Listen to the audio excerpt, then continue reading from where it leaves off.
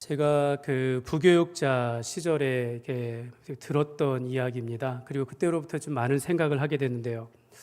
여러분, 이 모든 직업이 다 중요하겠지만 그 중에 이제 대통령, 그리고 의사, 그리고 목사, 이 세 가지 직업 또는 이 세 가지 직분의 공통점이 무엇일까요? 여러분, 셋 다 이거 하는 일들은 다 다르지만 사실 보면 굉장히 큰 책임을 가지고 있는 그런 직분이라고 할 수 있겠습니다. 대통령은 이제 국가의 통치자, 최고 통치자 아닙니까? 국가의 생명을, 국민의 생명을 지키고 이제 국가를 지킵니다. 의사는 환자의 생명과 건강에 직접적인 영향을 주는 사람입니다. 목사는 어떻습니까? 영혼을 살리고 또 영혼에 영향을 주는, 직접적인 영향을 주는 그런 직분이라고 할 수 있겠습니다. 그러니까 이 세 가지는 모두가 다 이 생명을 돌본다라는 공통점을 가지고 있습니다. 근데 여러분, 이 세 가지 직업에 대통령과 의사와 목사의 직분에게 요구하는 진짜 중요한 공통점이 하나 있는데요. 그게 뭐냐면 아마추어면 안 된다라는 겁니다. 실수가 용납되지 않는다라는 겁니다. 연습의 과정이 있을 수가 없습니다. 여러분, 대통령이 실수하면 이건 직결 국가의 안보나 국민의 생명에 직접적으로 영향을 줄 수 있습니다. 여러분, 의사가 실수하면 어떻게 합니까? 환자의 생명의 위협을 받을 수 있는 것이죠. 여러분, 목사가 실수하면 그 영혼을 놓치고 또 영혼을 망칠 수 있는, 또 공동체가 위험할 수 있다라는 것입니다. 이런 모든 직업을 하나님께서 맡기셨다라는 것을 우리가 믿는다면 하나님은 많은 권한을 준 자에게 더 많은 책임을 요구하시는 것이 바로 성경의 말씀입니다. 여러분, 목사로서 한 사람의 생명과 그 삶에 대한 깊은 영향력을 미칠 수 있다라는 이런 생각을 하게 되어진다면 참 이 직분과 이 직업이, 이 주님께서 맡겨주신 이 일들이 얼마나 무겁고 또 한편으로는 두려운 일인가라고 생각이 듭니다. 그래서 더 기도하고 더 신중할 수밖에 없는 것 같습니다. 특별히 우리 한국교회 목사님들의 목사에게는 이 영혼의 문제뿐만 아니라 더 많은 것을 성도님들이 요구합니다. 어떤 진로의 문제, 건강 문제, 자녀 문제, 또 집안의 어떤 재정이나 경제 문제 등 이런 다양한 분야에 대하여서 질문을 하고 또 기도를 부탁을 드립니다. 참 이럴 때 좀 난감한 거죠. 농사 짓는 분에게, 농사의 전문가에게 농사를 제가 이렇게 어떻게 농사일을 내가 어떻게 다 알려드릴 수 있겠습니까? 제가 의사가 아닌데 어떻게 제가 병을 어떻게 치료할 수 있겠습니까? 제가 제 자녀만도 양육하기에 벅찬데 여러분들의 타인의 자녀의 진로나 그들의 삶에 대하여서 내가 이러라 저러라 라고 단번에 정답을 알려드린다라는 것은 참 힘든 일이다라는 것입니다. 근데 여러분, 이런 건 가르쳐 드릴 수 있어요. 하나님이 우리의 힘이 되십니다. 하나님이 우리의 지혜자가 되시고 우리의 치유자가 되십니다. 하나님께 맡기고 하나님께 기도하면 하나님께서 들어 응답하신다라는 것은 여러분들에게 알려드릴 수 있는 거죠. 하나님께서는 능치 못하실 일이 없습니다. 적어도 우리가 이 땅을 살아가면서 어떤 삶을 살아가야 하며 어떤 사람이 되어야 하는지, 또 어떤 사람은 하나님께서 복을 주시는지, 여러분, 이건 여러분들에게 알려드릴 수 있는 것입니다. 적어도 우리가 하나님의 영 가족으로서, 믿음의 형제 자매로서 우리가 함께 살아가면서 우리의 삶 가운데 여러분들의 그 영혼이 어떻게 하면 잘 되고 우리가 복된 삶을 살아갈 수 있는지는 제가 알려드리면서 함께 기도할 수 있는 것입니다. 여러분, 이러한 큰 책임을 가지고 있는 것이죠. 사랑하는 여러분, 다윗이 기름 부음 받아서 하나님의 택함을 받고 이스라엘의 왕위에 오른 자이고, 또 사도 바울은 이 다윗을 향하여 하나님의 마음에 합한 자라라고 표현할 정도로 그런 자이니까 사실은 다윗이 하는 일에 있어서 실수나 오류가 없어야 할 것 같지만, 여러분, 다윗이 어떻습니까? 자신의 정욕을 제어하지 못하고 큰 죄를 지었던 적도 있으며 자식들 간의 분쟁을 막지 못하였고, 오늘 말씀 속에 해결해야 할 큰 문제 앞에서 이 다윗이 왕으로서, 아버지로서 노력을 하지만 정말 한계를 보여주는 것입니다. 작게 보면 다윗이 가정 안에서 일어난 자녀들의 문제를 아버지로서 적절한 대처를 하지 못하고 있습니다. 좀 더 크게 보면 다윗이 이 왕으로서 어떤 적절한 판단과 판결을 내리지 못한다라는 거죠. 여러분, 우리 사람은 누구나 다 정답을 알고 있어요. 머리로는 다 이해하고 있고 경험적으로 사람들의 조언을 알지만 실제 삶 속에서는 내가 아는 만큼 내가 실천하기 어렵다라는 걸 우리가 알게 되어집니다.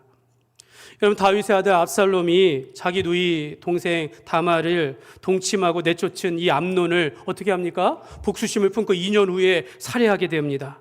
그리고 나서 이 압살롬이 아버지를 피해가지고 도망을 가버려요. 이스라엘을 벗어나서 어머니의 고향 구슬 땅으로 가가지고 거기서 3년을 숨어 지내게 되어집니다. 여러분, 이 압살롬, 다윗의 아들 압살롬이 이 형제 이 암논을 죽인 사건, 이 일은 다윗에게 있어서 또 다윗과 그의 나라에 있어서는 굉장히 충격적인 일이고 굉장히 슬픈 일입니다. 여러분, 이 압살롬은 어떻게 합니까? 이 암논을 죽이고 나서 아버지가 자기를 용서해 줄까? 이거 생각지도 못하고 그냥 도망가 버렸다라는 거죠.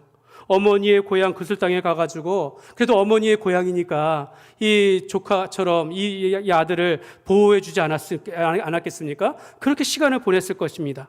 그렇게 3년의 긴 시간 동안 다윗은 이 문제에 대하여 이 문제 어떤 문제도 속 시원하게 해결하지 못한 채 시간이 흘러버렸다라는 것입니다.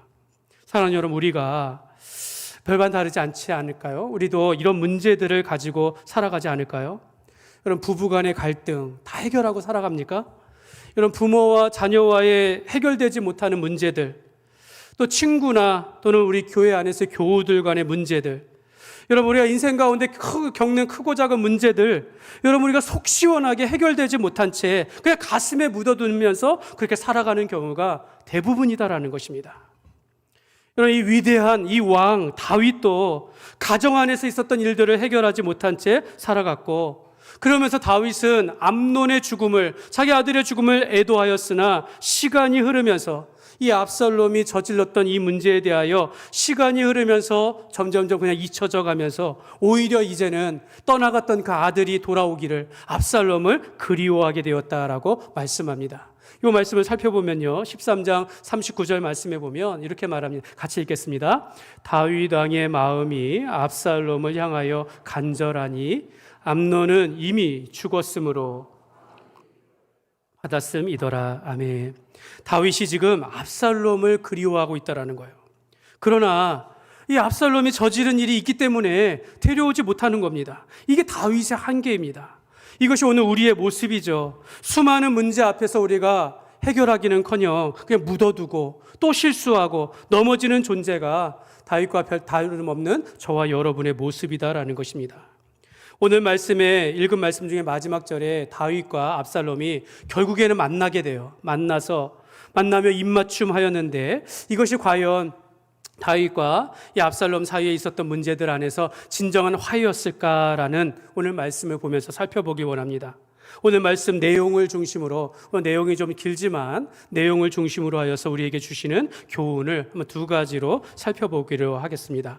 첫 번째는 먼저 드고와 여인의 비유가 나옵니다.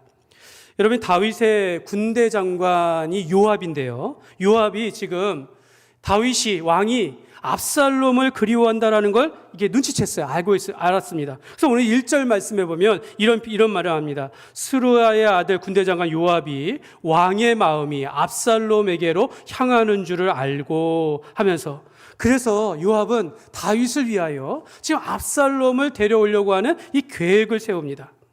왕의 명령이 없이는 데려올 수 없으니까 다윗이 허락할 수 있도록 이 묘책을 세우는 거예요. 그러니까 왕의 명령이 없이, 그래서 여러분 다윗 곁에 이렇게 왕의 마음을 헤아리면서 일하는 이런 신하가 있다라는 것, 여러분 이거 얼마나 감사한 일입니까? 그런데 여러분, 요압이 하는 행동은 이 왕을 위하는 것 같으면서도 자세히 들여다보면 자신의 안위와 출세를 위한 것이었다라는 겁니다. 그러니까 다윗의 이 요압은 다윗의 마음을 이용하여서 자기의 정치적인 입지를 굳히려고 했다라는 거예요. 제가 왜 이 말씀을 드리냐면, 요압이 생각하기 이런 겁니다. 아, 다윗의 마음에 지금 압살롬이 있구나. 지금 압살롬을 그리워하고 있구나.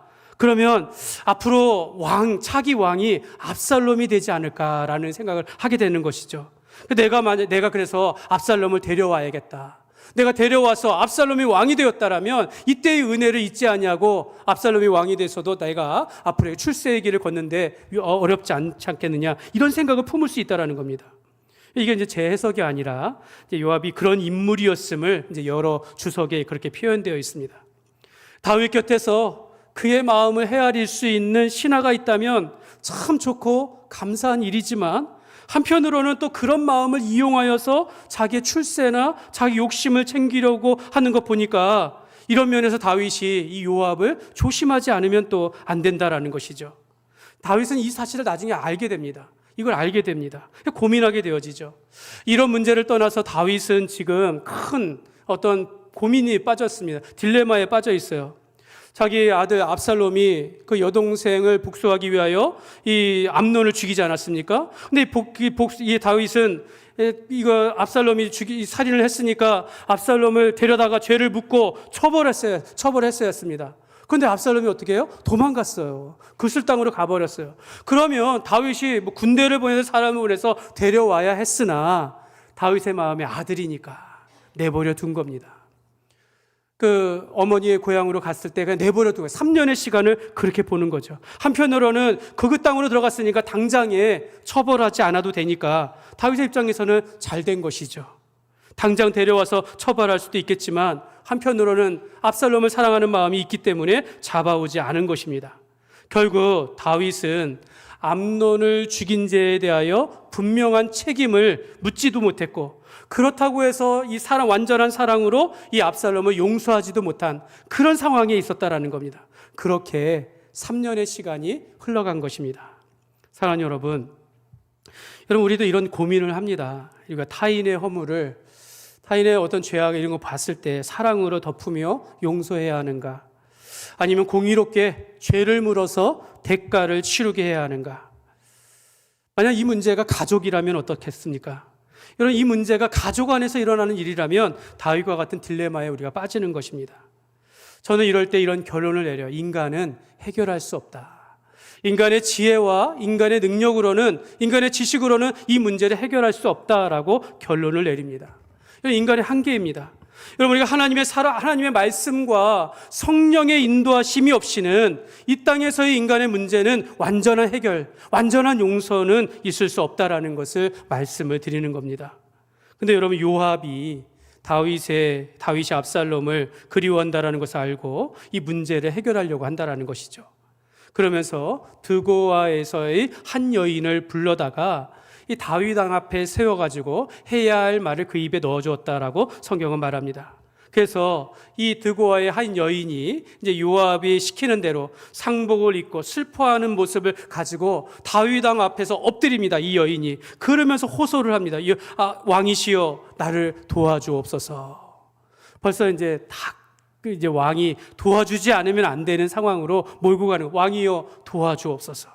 그러면서 드고아의 여인이 다윗 왕에게 이런 말을 합니다. 저는 과부입니다. 그리고 두 아들이 있습니다. 근데 두 아들이 싸우다가 한 아들이 다른 형제를 죽였습니다.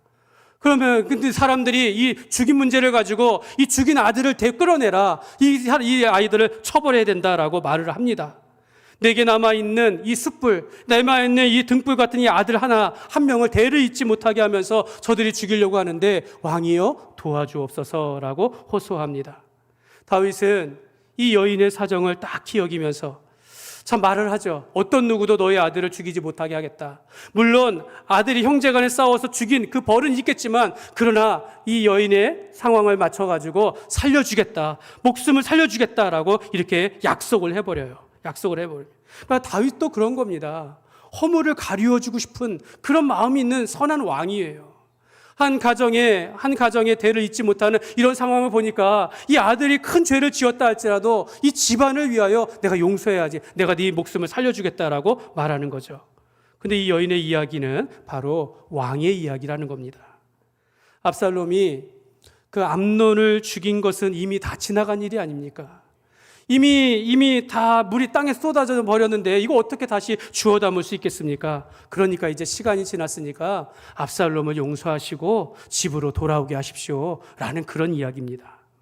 어찌 보면 이 여인은 왕의 근심을 덜어주는 아주 지혜로운 말을 하였다라고 할 수 있겠습니다. 이제 그런 일이 있은 지 3년이나 지났으니까 이제 압살롬을 용서하고 집으로 들어오게 하십시오라고 그렇게 말하는 겁니다. 어찌 보면 이 상황이 하나님의 뜻인 것 같기도 해요. 시간이 흘러갔고 이미 벌어진 일이니 이제 압살롬을 용서하자라는 거예요. 근데 다윗이 고민합니다. 만약에 이 여인이 자신을 위해서 이런 말을 했다면 들었겠는데 이 여인이 이 요압이 보낸 여인이었다라는 걸 알게 되는 거예요. 요압에게서 나온 계략이었음을 알기 때문에 이 다윗이 더 조심하게 되었다라는 겁니다. 그래서 다윗은 요압의 뜻대로 압살롬을 그 땅에서 아무 조건 없이 예루살렘으로 들어오게 합니다. 그러나 압살롬의 얼굴을 보지 않아요. 무려 2년 동안 만나지 않게 됩니다. 그러니까 겉으로는 이 신하들의 따라 요압의 뜻을 쫓아서 압살롬을 용서하는 것 같지만 그러나 또 사람들이 이야기할 수 있기 때문에 또 이 아들을 만나지 않았다라는 겁니다. 그래서 28절 말씀에 보면 이런 말씀이 있어요. 압살롬이 이태 동안 예루살렘에 있으되 왕의 얼굴을 보지 못하였으므로 라고 말합니다. 다윗은 압살롬을 예루살렘으로 돌아오는 것은 허락은 하였지만 무려 2년 동안이나 압살롬의 얼굴을 보지 않았다라고 말합니다. 왜 만나지 않았을까요? 다윗이 좀 우유부단하기 때문에 사람들의 이목이 두려웠을까요? 어쩌면 이것은 다윗에게 입장에서 최선의 선택이었을지도 모릅니다. 아버지로서 압살롬을 몹시 그리워했기 때문에 이제 그를 용서하면서 예루살렘으로 들어오게 한 것입니다. 표면적으로는 이미 압살롬을 용서한 거나 다름이 없어요. 그렇지만 여전히 왕으로서, 재판관으로서 그 죄악의 문제는 해결해야 되지 않겠습니까? 그러니까 이 얼굴을 대면하지 않고 보지 않았다라는 겁니다. 이 일을 꾸민 요압을 생각하면 훗날에 이 문제로 인하여 책 잡힐 문제가 생길 수 있기 때문에 아예 보지 않았다라는 겁니다. 그러니까 아들을 사랑하면서 그리워하는 마음은 있지만 한편으로는 왕으로서 그의 죄를 묻지 않을 수 없기 때문에 만나지 않은 것입니다. 또 하나 생각해 볼 수 있는 것은 이런 것이죠. 압살롬이 이제 아버지가 마음을 좀 열고 자신을 용서하여 이제 예루살렘으로 오게 한 것 같으니까 이 아버지 입장에서 다윗은 압살롬이 이제 스스로 자기의 죄를 깨닫고 아버지 앞에 나와 용서를 구하기를 바랬던 것은 아닌가 이런 생각을 할 수 있다는 겁니다. 그러니까 아들이 스스로 아버지께 나와서 용서를 구하기를 원했다라는 거죠. 그런데 여러분 압살롬은 끝까지 아버지가 부르기 전까지는 나가지 않았다라는 겁니다. 자기의 복수는 정당하다고 끝까지 생각했던 것처럼 보입니다. 다윗은 과거에 자신의 죄를 덮기 위하여 우리아를 죽였을 때 이 죄가 들통났을 때 어떻게 합니까? 다윗은 깊은 회개를 하면서 죄 용서함을 받았지만 그래서 다시 일어날 수 있었는데 압살롬은 자기의 잘못을 인정하거나 회복하기를 원했지만 그렇게 하지 않았다라는 것입니다. 사랑하는 여러분 다윗과 같은 위대한 왕도 하나님의 마음에 합한 자라고 하는 이런 신실한 사람도 자기 가정에 또는 왕으로서 자기 밑에서 일어난 일들에 대하여 이 문제를 온전하게 해결할 수 없었다라는 겁니다. 이 여인이 왕이여 도와주소서라고 유언하지만 그 여인의 문제는 해결할 수 있었지만 자기 가족의 문제는 해결할 수가 없었다라는 거예요. 자기 아들을 온전히 용서할 수도 없었고 그의 문제를 완전히 해결할 수도 없었다라는 것입니다. 여러분 이것이 인간의 한계입니다. 본래 모든 사람은 성경에 말한 모든 사람은 죄인이기 때문에 자신의 죄를 스스로 없게 하거나 다른 사람의 죄를 온전히 용서하는 것 이거 판결하여 없게 하는 것 이거 사람으로서는 할 수 없다라는 겁니다. 여러분 우리가 내가 죄인인데 내가 죄의 늪에 빠진 죄인인데 어떻게 죄인이 죄인을 용서할 수 있겠습니까? 말은 되죠. 머리로는 되지만 실제로는 그것을 할 수가 없다라는 겁니다. 사람으로서는 할 수가 없다라는 거죠. 진정한 용서, 사람의 관계 속에서는 일어날 수가 없다라는 것입니다. 이렇게 우리가 인간의 연약함과 한계를 안다면 여러분 우리가 서로의 허물이나 또는 죄악에 대해서 용서한다 할지라도 우리가 서로가 다 완전한 용서나 또는 완전한 문제 해결은 있을 수 없다라는 것을 우리가 인정하면서 살아가야 한다는 겁니다. 내가 다른 사람을 용서한다 할지라도 온전히 용서할 수 없는 존재인 것을 내가 알아야 하는 것이고 다른 사람을 우리가 사랑한다 할지라도 내가 온전히 사랑할 수 없는 그런 존재라는 걸 우리가 알아야 한다는 거예요. 그래서 우리가 서로의 연약함과 부족함을 인정해야 한다는 겁니다. 여러분의 가정 속에서 아빠라고 해가지고 완전하겠습니까? 그렇지 않아요. 이걸 인정하면서 우리가 살아가는 겁니다. 여러분, 엄마라고 해서 완벽할 수 있습니까? 그렇지 않습니다. 여러분, 우리는 서로의 연약함을 인정해 주면서 살아가야 한다는 것입니다. 내가 누구를 용서한다라고 하거나 내가 누구를 사랑한다라고 하지만 우리가 인간으로서는 결코 완전한 사랑과 온전한 용서를 할 수 없다라는 것을 알고 내가 아니라 주님께 맡기면서 주님께서 나를 사랑하신 것과 같이 내가 다른 사람을 사랑하기를 힘써야 하는 것이고, 주님께서 나의 죄를 용서하신 것과 같이 내가 다른 사람의 죄를 용서할 수 있는 그런 마음으로 우리가 살아가야 될 줄 믿습니다. 그러니까 여러분, 우리가 문제 앞에 있을 때 하나님께 맡기며 사람 앞에 다가가야 하는 것이지, 내 지식과 내 경험과 내 능력을 가지고 다른 사람을 판단하기는 힘들다라는 것을 우리가 알아야겠습니다. 그러므로 여러분, 우리가 내 문제는 내 문제이긴 하지만 내가 해결할 수 없다라는 것을 우리가 알면서 하나님께 맡기며 주님의 사랑으로 다른 사람을 사랑하고 용서하며 살아가시기를 주님의 이름으로 축복합니다. 두 번째로 살펴볼 것은요, 이제 뒷부분의 말씀인데요, 겉모습만 아름다운 압살롬의 이야기가 나옵니다.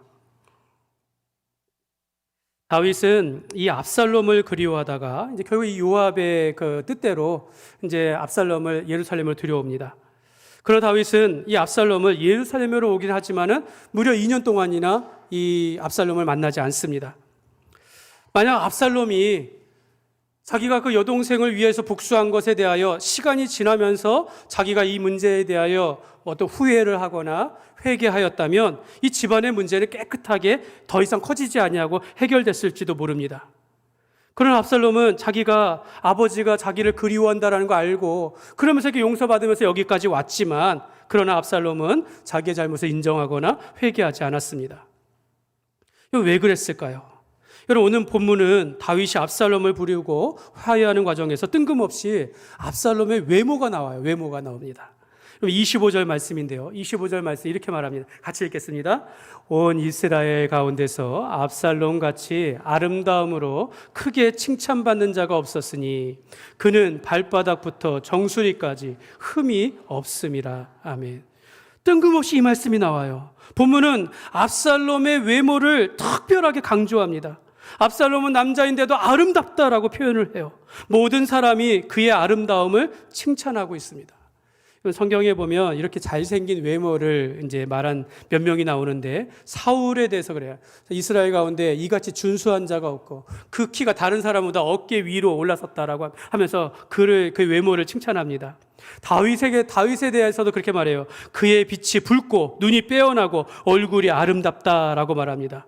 근데 여러분, 압살롬은 뭐라 그럽니까? 오늘 말씀해 보니까 머리부터 발끝까지 흠이 없다라고, 머리부터 발끝 흠이 없는 외모를 가지고 있다라고 그렇게 칭찬을 하고 있어요. 가히 성경에서 보면 외모 순위 1등입니다. 1등. 특히 그의 머리털이 얼마나 무성하고 무거운지 그의 머리털을 깎아 달아보면 200세겔, 계산해보면 1kg 이상이 된다고 해요. 어떤 학자는 5kg 이상 된다 해요.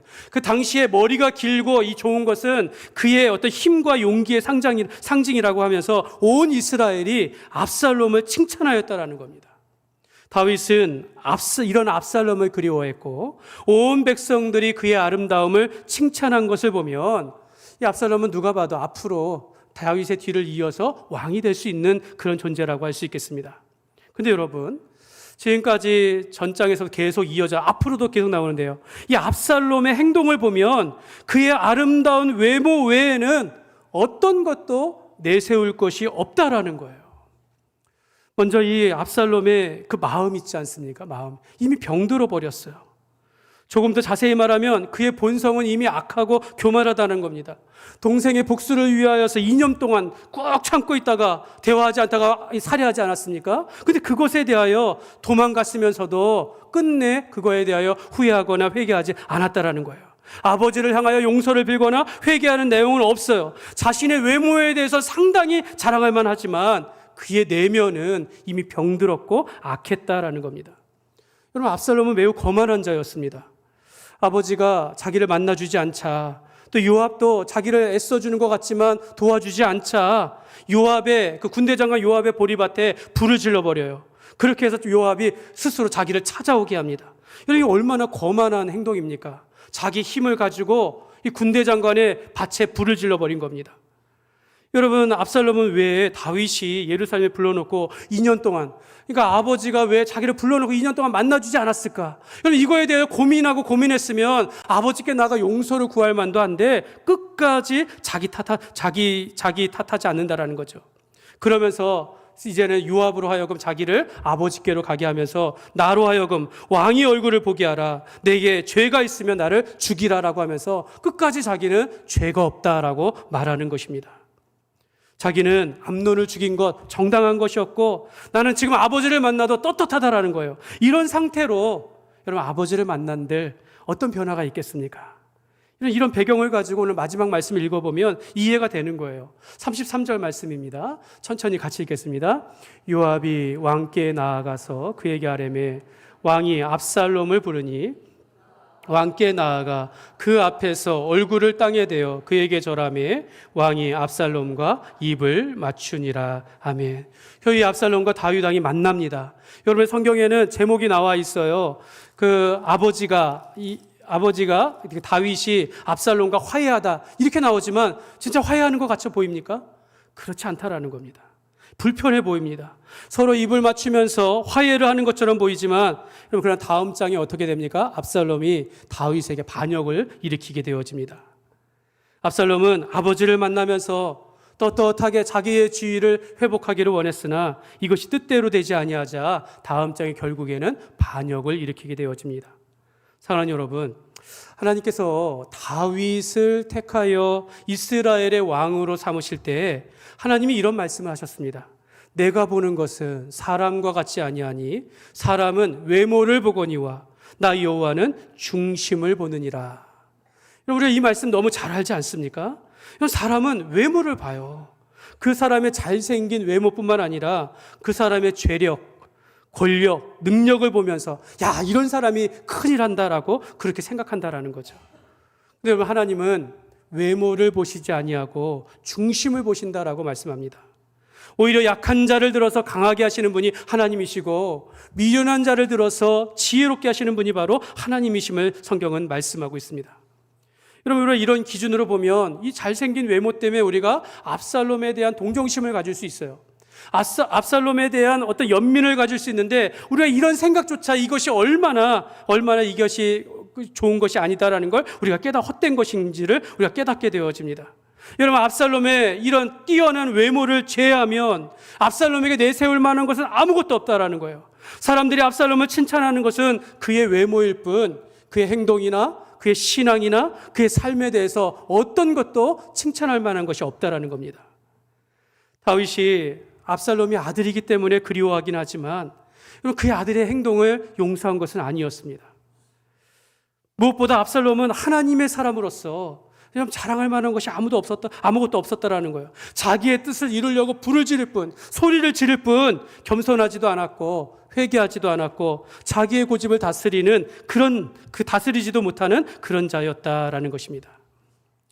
만약 압살롬이 자기의 삶에 대해서 조금이라도 후회하거나 또 주님 앞에 나와서 회개하였다면 아버지 다윗 앞에서 용서를 구하는 모습이 조금이라도 있었다면 압살롬의 삶은 완전히 바뀌었을 것입니다. 여러분 아버지 다윗은 압살롬이 자기 잘못을 인정하고 돌아오기를 원했을 거예요. 왕으로서 저 아들을 판결해야 했지만 이걸 끝까지 보류하면서 아들이 나오기를 바랬지만 그러지 못했다라는 것입니다. 사랑하는 여러분 우리가 이러한 뛰어난 외모와 능력을 가진 압살롬이라 할지라도 여러분 이러한 남들보다 좋은 재능을 하나님과 하나님의 뜻에 맞게 사용되지 아니하고 자신의 목적을 위하여 사용하다 보니까 결국 그의 인생을 망치게 되었다라는 것입니다. 사랑하는 여러분, 오늘 말씀을 통해서 우리가 사람의 외모보다는 우리가 중심을 가까이 하는 삶이 되시기를 주님의 이름으로 축복합니다. 여러분 우리가 어떻게 구원받습니까? 로마서 10장 10절 말씀해 보면 우리 같이 한번 읽겠습니다. 10절 같이 읽겠습니다. 사람이 마음으로 믿어 구원에 이르느니라. 아멘. 여러분 마음으로 믿어야 합니다. 여러분 우리의 중심 가운데 예수님을 나를 구원하시는 그 주님으로 온전히 믿어야 한다는 거예요. 우리 행동으로 공로로 싸울 필요가 없어요. 우리가 말로 누구든지 주의 이름을 부르는 자는 구원을 받으리라 라고 말하지만 그 입술이 그 중심에서부터 비롯돼야 한다라는 것입니다. 성도는 예수님을 나의 구주, 나의 하나님으로 이 마음으로 영접을 해야 합니다. 나의 중심으로 하나님을 온전히 믿어야 우리가 구원에 이른다라고 성경은 말씀하고 있어요. 오늘 우리가 이 땅을 살아가면서 내 마음 가운데 주님을 모신 성전과 같이 우리의 속사람을 깨끗하게 하며 주의 말씀을 듣는데 단순히 머리로 듣는 것이 아니라 우리의 중심으로, 우리의 속사람을 중심 마음으로 듣는 그런 삶을 우리가 살아가야 될 줄 믿습니다. 사람은 늘 외모를 보고 그 사람이 하는 말을 통하여 판단하려고 하지만 하나님은 오늘도 우리의 중심을 보신다라는 겁니다. 내가 좀 말주변이 없어도, 외모나 능력이 부족해도 내 중심을 가지고 주님을 온전히 믿고 내 마음을 다하여 하나님을 예배하며 사랑하며 살아갈 때에 하나님께서 기뻐하시고 하나님께서 우리를 받으시는 줄 믿습니다. 말씀을 맺겠습니다. 오늘 말씀에 다윗과 압살롬은 결국을 만났어요. 서로 안으며 입맞춤까지 하면서 화해를 한 듯 하지만 문제가 해결된 것은 아니었습니다. 다윗과 압살롬의 관계가 회복되지 않았습니다. 다윗은 아들을 향한 그 사랑과 그러나 그의 죄에 대한 공의 가운데 혼란을 겪으면서 이 아들과의 관계를 온전히 회복하지 못했습니다. 이것이 인간의 연약함이며 인간의 한계입니다. 사람은 누구에게도 완전한 사랑을 줄 수 없는 것이고 용서를 하지만 이런 진정한 용서를 우리가 이루어가지 못합니다. 우리가 이런 인간의 부족함과 인간의 한계를 우리가 인정할 때 우리가 예수님을 온전히 영접할 수 있는 것이죠. 예수님께서 십자가의 그 보혈로 우리의 죄를 용서하신 것 같이 내가 용서를 받은 것 같이 우리도 다른 사람을 용서하기를 힘써야 하는 것이고 우리가 하나님의 사랑을 받은 것과 같이 이 사랑 가지고 다른 사람을 사랑하려고 우리가 힘쓰며 살아가야 하는 것입니다. 여러분, 예수님이 사랑하는 사람이라면 나는 좀 미워해도 예수님이 사랑하는 사람이라고 내가 인정한다면, 그걸 보게 된다면 나의 분노를 내려놓고 그 사람을 우리가 사랑할 수 있는 것이죠. 예수님이 저 사람을 용서하기를 원하신다라고 하는 것을 하나님의 뜻이라고 안다면 내가 저 사람을 주님의 뜻 안에서 용서할 수 있는 것입니다. 그리고 여러분, 우리는 압살롬과 같이 외모나 겉모습을 의지하지 마시기 바랍니다. 하나님께서 우리의 중심을 보셔요. 우리가 항상 마음을 다하여 우리가 하나님을 사랑하고 예배할 뿐만 아니라 날마다 우리가 삶 속에서 우리의 중심을, 우리 마음을 우리가 깨끗하게 하면서 하나님 안에서, 믿음 안에서 우리가 자라가기를 힘써야 될 줄 믿습니다. 서두에 말한 것처럼 대통령이나 의사나 목사, 사람의 생명을 다루기는 하지만 여러분, 우리도 마찬가지입니다. 교회된 사람들, 우리 예수님을 믿는 사람들은 다른 사람들에게 선한 영향력을 미치면서 우리가 살아가는 것입니다. 그러므로 오늘 우리가 우리의 중심을 하나님께 맡기면서 예수님의 인격과 또 주님의 그 하신 일들을 본받아서 이 땅을 살아가면서 우리가 성숙해져가는 삶을 살아가시기를 주님의 이름으로 축원합니다.